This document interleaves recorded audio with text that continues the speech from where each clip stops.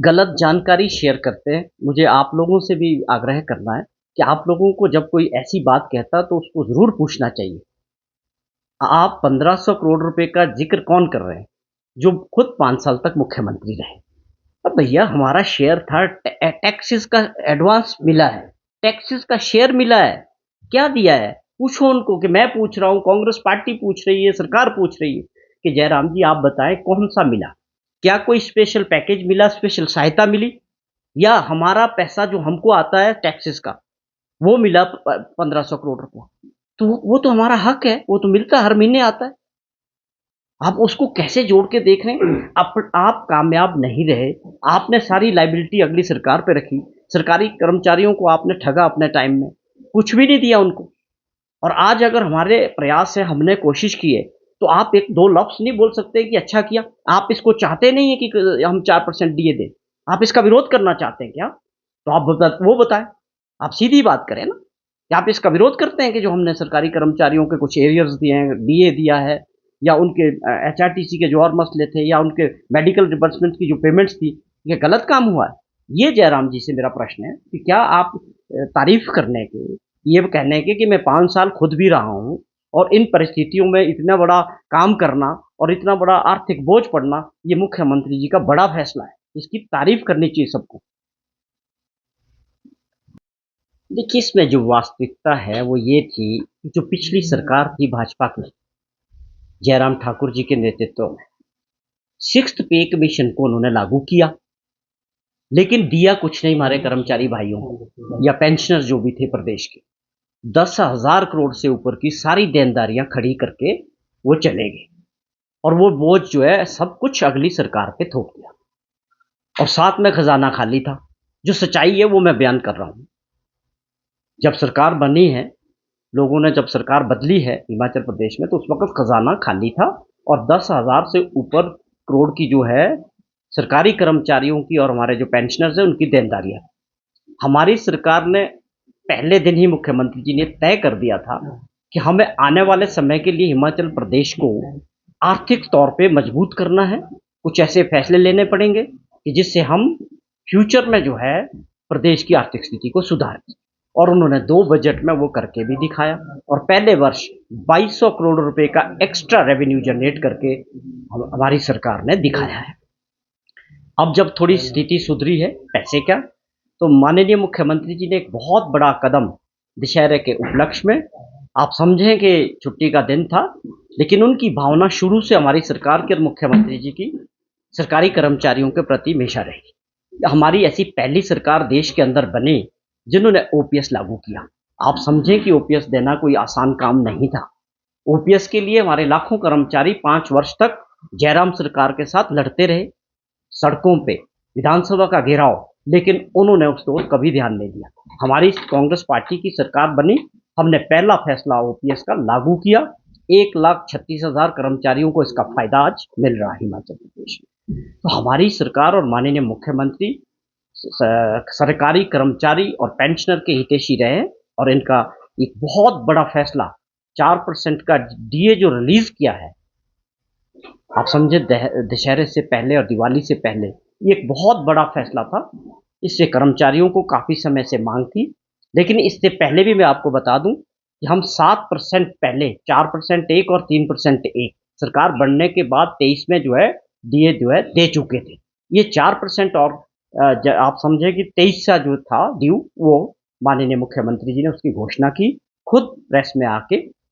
और आप ये समझें कि उसकी वजह से तकरीबन 4% से जो हमारे सरकारी कर्मचारी और पेंशनर्स हैं, आप समझे साल का 600 करोड़ रुपए का 4% का ही जो लगातार आगे हमको देना पड़ेगा।